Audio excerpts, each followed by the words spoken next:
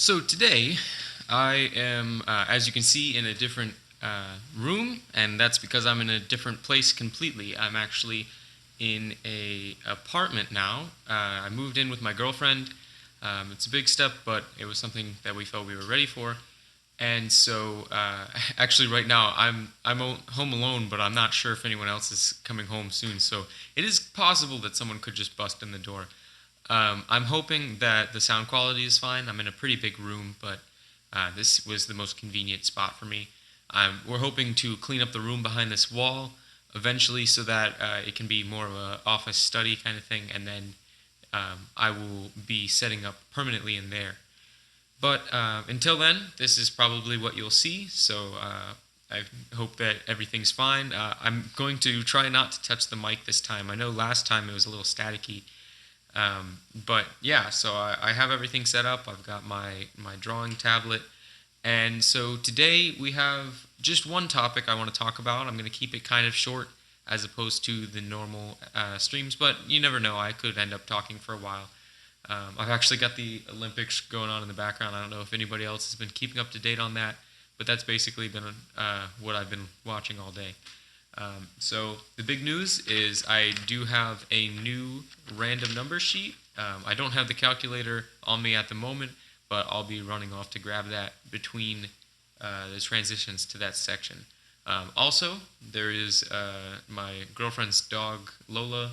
She's running around, so it's possible that you'll hear some barking randomly throughout the stream, but it should be pretty laid back today. So, without having much more to say, I'm going to play a quick ad and then we'll go into the first topic. So I'll be right back.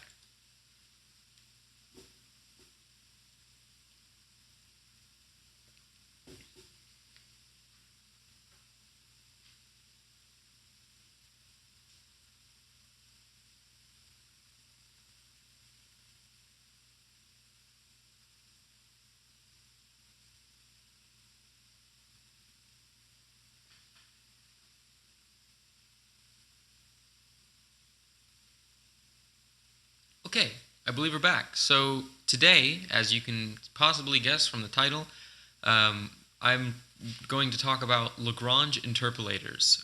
Now, these are sometimes called Lagrange multipliers, but the whole concept of interpolation is a general topic I want to talk about. So first off, I'll explain what interpolation is.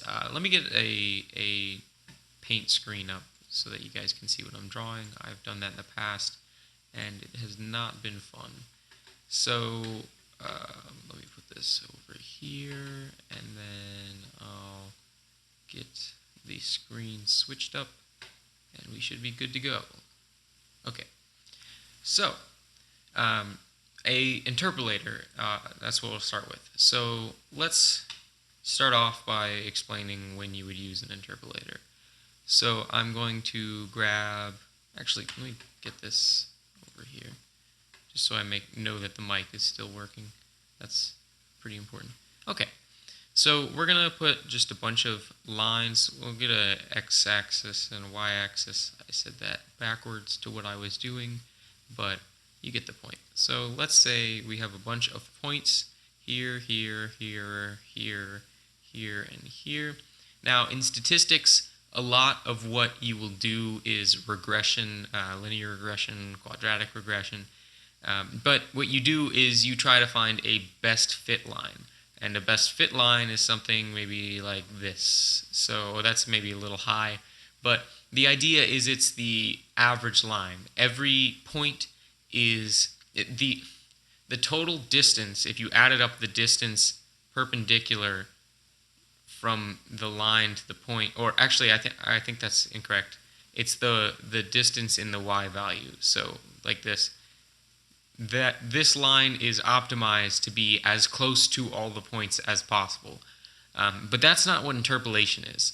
So interpolation is a whole different idea. When you have these points like this, and you interpolate those points, you create a function that goes through every single point exactly. So obviously this is kind of difficult to draw, but it should go like that. and then it'll continue on in some crazy manner.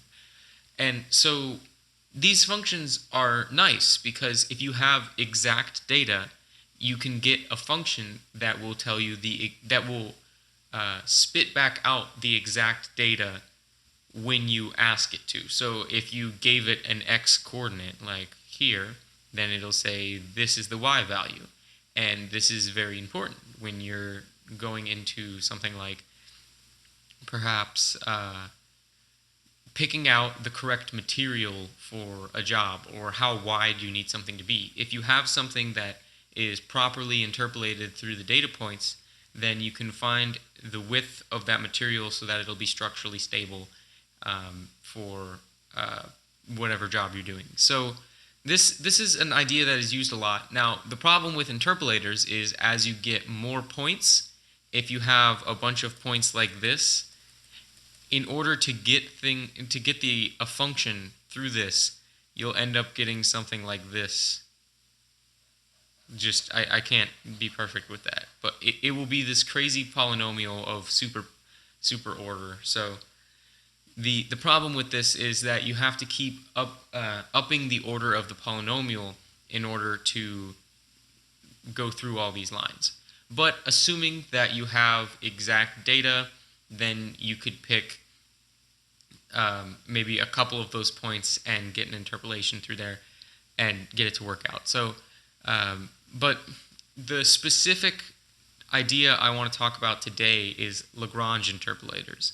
And the reason I want to talk about that is because Lagrange interpolators, although the name, because it has some random old guy's name in it, and then the word interpolators, the name sounds kind of menacing. But on the surface it looks kind of intimidating, and a lot of people might back away from this video right now. But what I want to explain to you is that they are extremely simple. And so basically the idea of a Lagrange interpolator is that it is a switch. So what happens is, let's say we have 3 points. So, or that's probably bad. Let's put one up here and one in the middle like that. And we'll get a value like this. So the idea of Lagrange interpolator is, like I said, it's a switch. What the Lagrange interpolator does is it handles each point individually and then adds them together later. So we are trying to figure out what goes here, and what goes here. And so we need to have something that is the value of point 1, so this will be x1, x2, and x3, and this will be y1, y2, and y3. Now those aren't in order, but I want to keep them in order index-wise so that it makes sense when we write out the formula. So obviously any of these could be passed around in different orders. The y values could be different, and this would still work. I'm doing this for a general case. So like I said, the Lagrange interpolator wants to be a switch. And what I mean by that is when the x value is one of these other points we have, it wants to have a y value of 0. So it wants to be right here. If we're doing the interpolator for the first x value, it wants to be a 0 here and a 0 here, but the physical multiplier itself wants to be the total piece of the puzzle has to reproduce this value. And so what will happen is when we plug in this x value, this guy will be this value, this guy will be 0, and this guy will be 0, because for this one, these two x values reproduce 0, and for this one, these two x values produce 0. So this will be 0, this will be 0, this will be y1, and the answer will be y1. And so that's the idea we're getting for, and it applies to the other ones. if we put in x2, then this one will be y2, this one will be 0, this one will be 0. You get y2.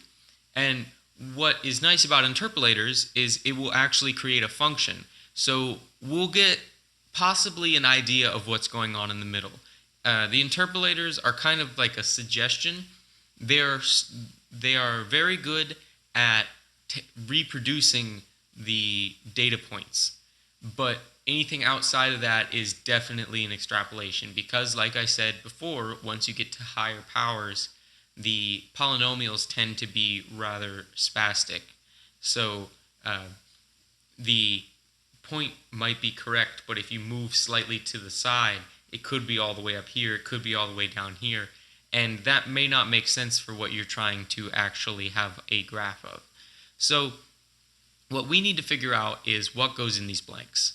So I'm going to erase this down at the bottom for a second, and we'll get back to it in a bit. But we're going to take this one step at a time. So the first step is, well, obviously we have to break this down. So we're going to go top down.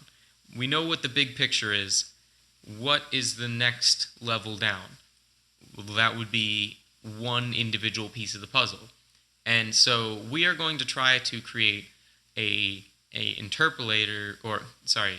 Lagrange multiplier for the first value, because the entire function itself added together is the interpolation, but these individual pieces are just multipliers.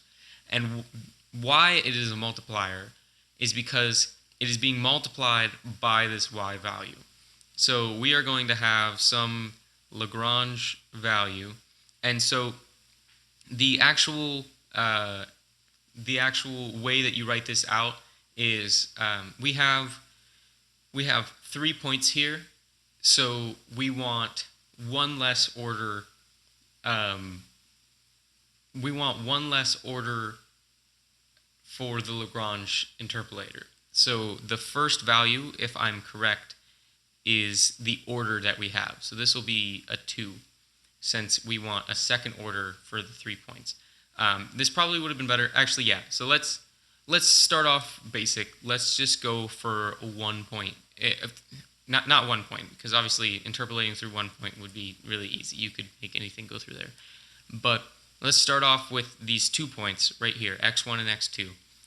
And so we want to create, like I said, one order lower, so a first order Lagrange interpolator, and we are going to do it for the first unit. So since I used these indexes 1, 2, 3, I'm going to put 1 here, but a lot of times people will start off with a 0 as the index. So if you see that, that's what it means. It's the 0 is just the first value there. So we need to create a Lagrange multiplier that is first order, meaning that it only has x to the power of 1. It doesn't have x to the power of 2 anywhere, and it is going to be a switch that turns on when the x value is x1 and turns off when the x value is x2, since we're only focusing on these points right here. So how do we do that? Well, the switch obviously needs to be 0 when it is x2, and it needs to be 1 when it is x1, because if it's 1, then we can just simply multiply it by its y value, and we reproduce the y value, because anything times 1 is itself. So the way this is going to work is we're going to have a fraction, actually. So, okay, well, first off, how do you make something 0 at a certain point? Well, if we have our x value, which is the variable 1, and then we subtract away this constant, which is x2, then if we plug x2 into this, we get 0. But what happens if we plug x1 in? Well, that's x1 minus x2, and judging from this, it would be a negative number, but in the general case, it will be some number that might possibly be 0, it might possibly be 1, but we don't know. So we need to set this up in a better way so that it is always 1 when we plug x1 in. And so like I said previously, we do this by making it a fraction. And so when we plug x1 here, we want the bottom to divide it so that it equals 1. So how do you do that? Well, the way you do that is you divide it by itself. So we want this to equal 1 when it's x1 minus x2. So this is our first order Lagrange multiplier. So we can go back and check this. If we plug in x1, then it's x1 minus x2 over x1 minus x2, and the answer is 1. And if we plug in x2, then we have x2 minus x2. That's already 0 on top, and 0 on top of a fraction is 0. So then we have a switch now, and it switches on when it's here, and it switches off when it's here. And so that's the idea. So then what would happen is if I go in and erase this to give me more space, let me get a bigger thing to work with. That's not too much better, but it'll work. All right, so we're going to get a little bit more space here. Okay, so to come back to the final product, what we do is, since there's only 2 points here, we're going to have 1 plus sign. We're going to have, so this will be some function p, and these are our 2 blanks that we have to fill in. So we already know what this one is. This one, I'm just going to use these as the fractions. So this is x minus x2 over x1 minus x2 times y1. And then we have the inverse of that, or not necessarily the inverse, but the converse of that. So we have x minus x1, and then we have x2 minus x1 on the bottom. And this will be multiplied by y2. So let's check this. When we have the value as x1, we plug it into here. This becomes 1. And so 1 times y1 is y1 plus, and then we plug in x1. x1 minus x1 is 0. This becomes 0 times y2 is still 0. So the answer is y1. And then in the other case, this becomes 0 because x2 minus x2 is 0 times y1, which is still 0. And if we plug x2 in here, we get 1 times y2 is y2. So this works. But how do we kick it up a notch? Okay, so now I'm going to just clear the slate. It's easier than sitting here and erasing it. But we'll redraw a graph in here with our 3 points. And we have our x1, x2, x3, y1, y2. That's a little bit lower than that. y3. And so now we have 3 points. What this means is we need a Lagrange interpolator. And by the way, this is just an L. It's just a fancy L. We have our Lagrange interpolator. It's a second order now. And let's just do it again for the first point. So what do we need to do now? Well, it's the same basic concept, and I bet you can probably guess from now how we would do this. Let me pull up the chat to make sure. Okay. You can probably guess how we would do this. And so the way that we do this is we do about the same thing. We create a large fraction that is a switch. But this time, we need it to be 0 in 2 different places and 1 in only 1 place. So the way we do this is we have, we're going to have 2 things to work with on the top here, and the same on the bottom. So the first one will be what we wrote down before, x2. So this, and remember, we're working for x1 here. We want it to be 1 at x1. So then So we also want it to be 0 at x3. So x minus x3. So then when we plug x3 in, this term becomes 0. It doesn't matter what this is because 0 times anything is 0. And it doesn't matter what this is because then it will also it will already be 0. Assuming that none of these values are the same x value, but then it would become confusing because you can't make a function where one x value has two different y values. So that would be interesting data to try and work with. But so then we have our off switches set up, so we just need to create our on switch. And the way we do that is with the same logic. We need to create a scenario on the bottom that will be the same as the scenario on the top if x1 is plugged in. So x1 minus x2 and x1 minus x3. And it's a good point to note that these are all just constants. So what will happen in actual practice is maybe if this is 1, 5, and 9, then you can plug 1, 1, 5, 9, and do the math here. So this would be what? That would be negative 4. This would be negative 8. Negative 4 times negative 8 is 32. And so you'd have 32 on the bottom.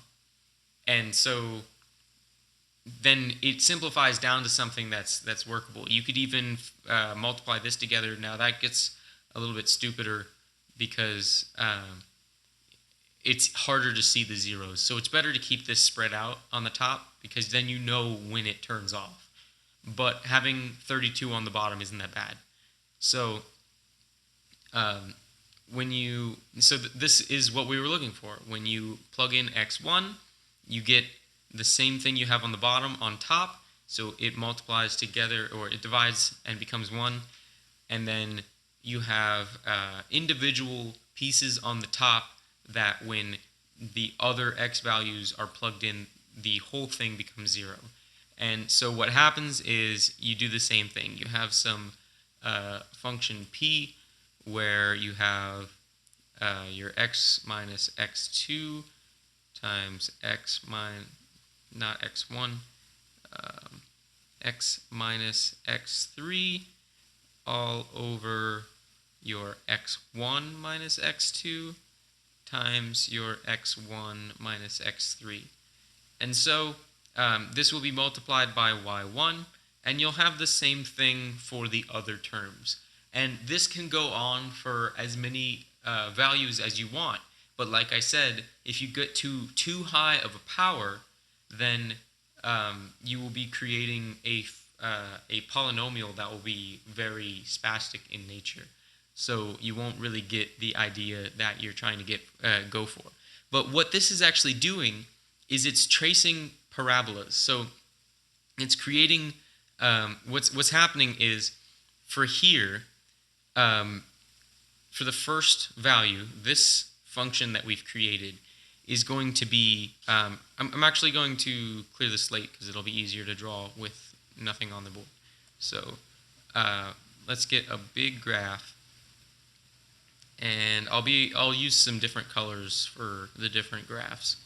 So we have our x1, x2, x3, then we had our, okay, I'm gonna just put one thing here. This is the value 1, and this is 0, obviously. So, like I said, this is a second order Lagrange interpolator. So I'm going to grab a red pen. So we want this, this function to be 1 at x1, 0 at x2, and 0 at x3. So what kind of function will go through here? Well, I said it's a second order interpolator. So if you can imagine, that is x squared. So we have a parabola that goes through here, continues downwards, and it won't be as linear, so I should probably try and make this a little bit better. But it's going to curve downwards, and then it'll hit 0 here, and as parabolas do, they come back up and continue onwards in this direction. So this will be the multiplier that we have for x1. Now for x2, I'm going to grab green. We want x1 to be 0, x2 to be 1, and x3 to be 0. So you can probably guess where this is going. We just have an upside down parabola that obviously it can't match up with this being the center because this is longer than that, but it'll be something that looks a little bit like this, because it will go a little bit higher than 1, but it will achieve 1 when it hits the x value of x2. And so we have that, and then I'll grab a blue pen for the last one. So once again, we want x1 to be 0, we want x2 to be 0, and we want x3 to be 1. And so this will be similar to the red one, just in the opposite direction. So we're going to draw something like this, and then it will extend upwards and go through this point. So these are the 3 functions that are the multipliers for this value. But as we said before, they are being added together in a linear style. So we'll have our blue one plus times our y3, and then we'll have our green one, so that'll be plus our green one times y2, and then we'll have our red one. I didn't draw the plus sign again. Our red one times our y1. And this will all equal our function p. So this is what's happening behind the scenes. And so it's pretty simple when you boil it down. And I'm actually pretty happy with how the graph turned out. I think that's a good description. But you can imagine, so we're multiplying by these y values. So this is going to be blown up to where this value is whatever y value it actually was, and this value will be here and like here, and what was this, like there. So what's going to happen is it's going to create a parabola of sorts that goes through all of these. So it will actually look something like this, in a sense. So it will still be second order because we're having a x squared term plus an x squared term plus an x squared term. And so x squared plus x squared is just x squared times a larger number, unless it's a negative number. But so it will create this larger parabola that actually hits every point where we want it to because of these multipliers. And so that's the idea of a Lagrange interpolator. So that's pretty much it. It's fairly simple, and I actually did bring it up in the episode I was talking about my addition to the coding project with data mining. I threw a Lagrange interpolator into the mix because I wanted to see how the AI would handle something that switches on and then switches off to simulate a conditional expression. So that's the idea. And I'll probably be integrating it into the physical code. So as opposed to using if statements, I'll just create something that creates a Lagrange interpolator, because a Lagrange interpolator also has some answer to this area in between, as opposed to simply a switch on or a switch off. So that allows some possibility for reaching outside the lines of what data you actually have, but at the same time, it does bring up the possibility of the horrors of extrapolation. So it doesn't necessarily go for that perfect. It's not perfect in nature because it can have those crazy jumps back and forth in between. So maybe I'll put conditional statements and Lagrange interpolators in there, but we'll see. It's always fun to just see what the AI comes up with. But that's pretty much what I wanted to talk about on Lagrange interpolators. So I hope that you have understood what I've explained here. If you have any questions, please leave them in the comments on the video once it's uploaded. But for now, I'm going to be moving on to my random drawing section, which, as you will have heard in the beginning of the episode, I have a brand new sheet of paper with random terms on it, so I'll be using that, so that's exciting. I'll be playing a quick ad while I run to get my calculator and everything set up, and I will be right back.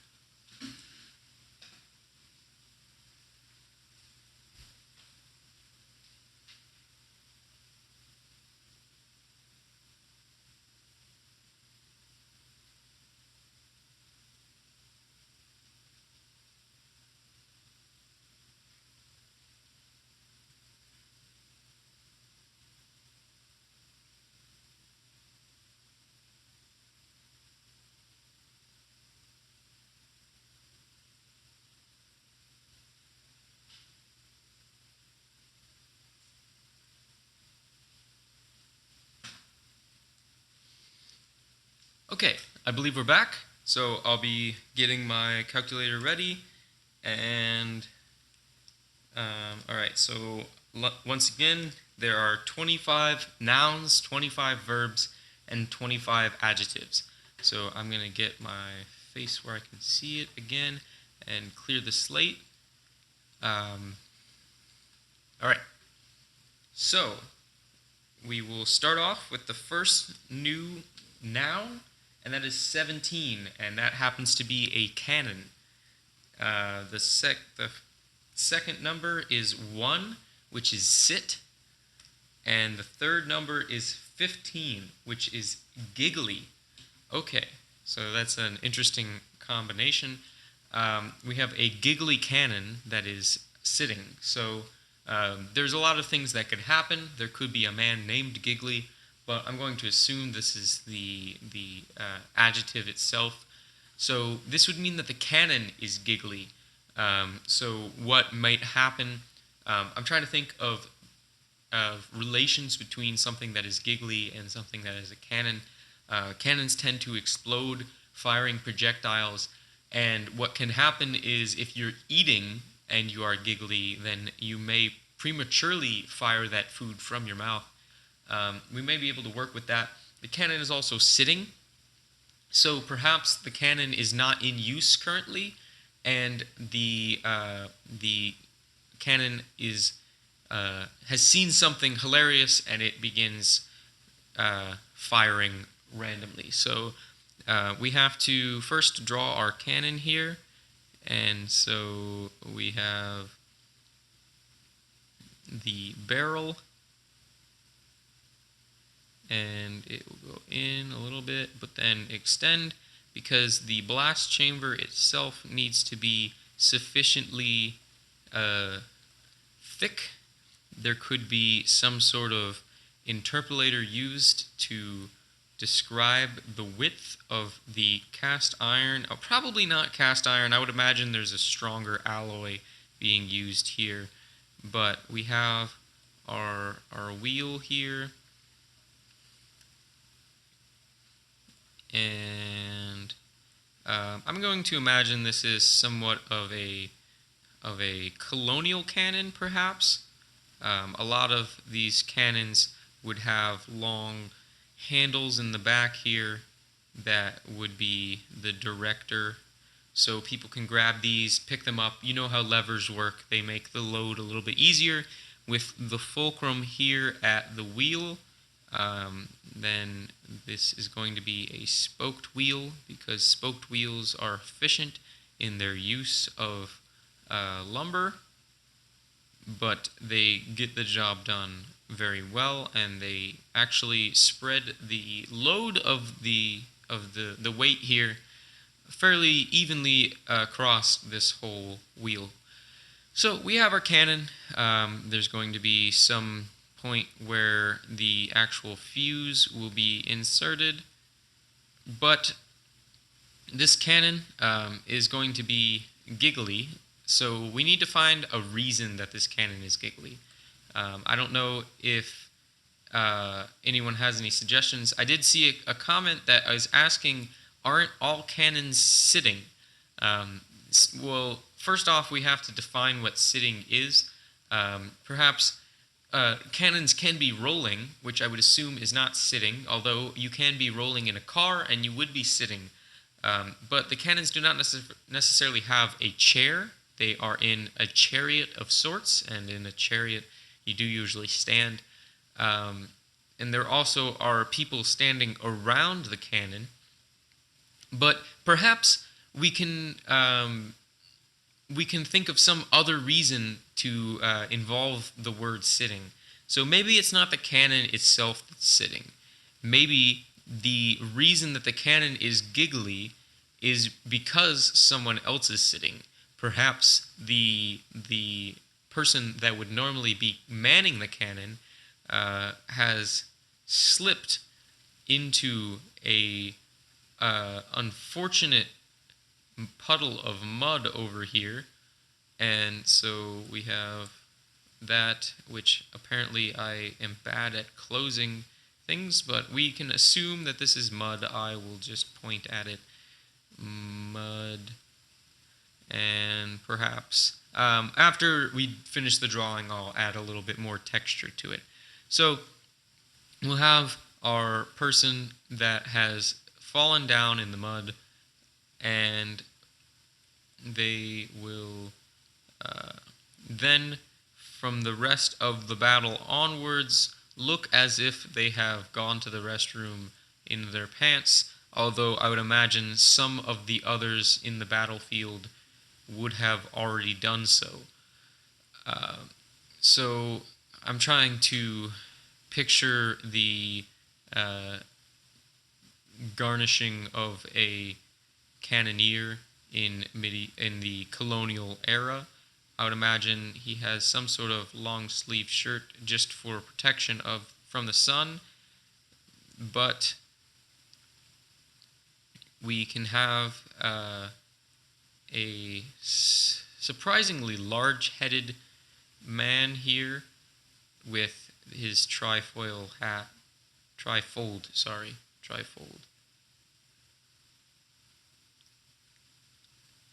And he will not be too happy about this.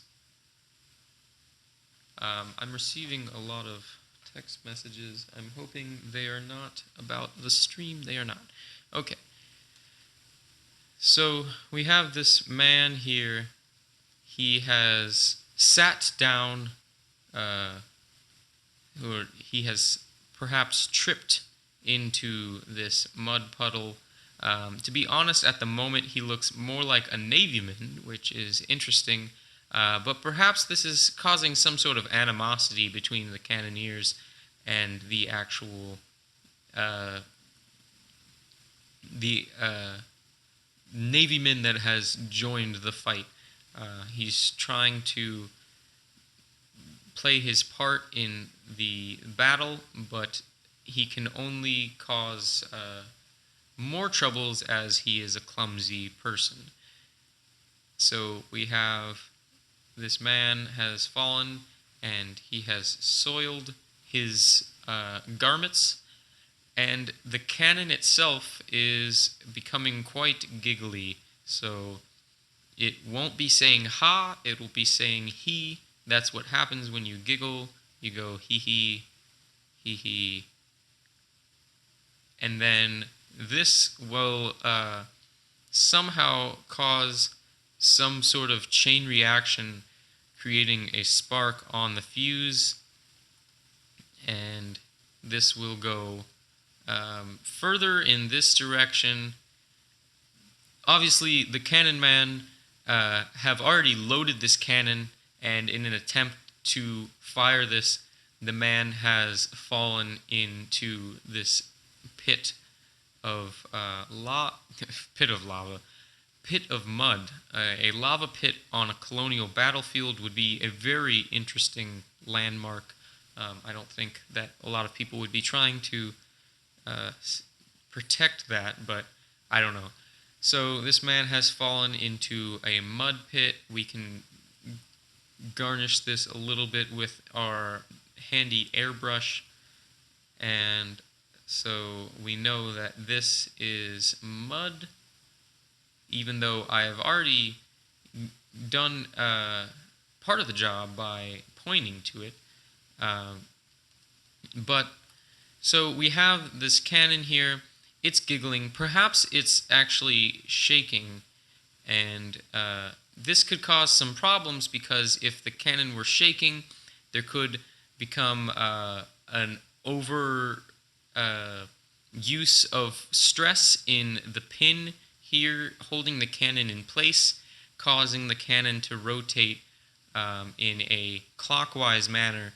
This would also become problematic if the cannon has, as it is in this picture, been previously lit and loaded, because if the cannon moves to a less favorable position, then the theoretical cannonball, which I will now draw in bright green, would be moving at high velocity from point blank range in this direction that is now orange.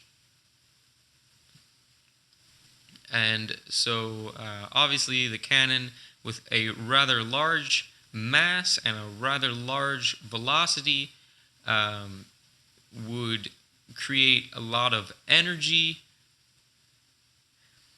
and this energy would dissipate throughout the human body into the joints and various regions of the sailor, causing him to be slightly more sad than he is already, and eventually growing a Asian-style mustache.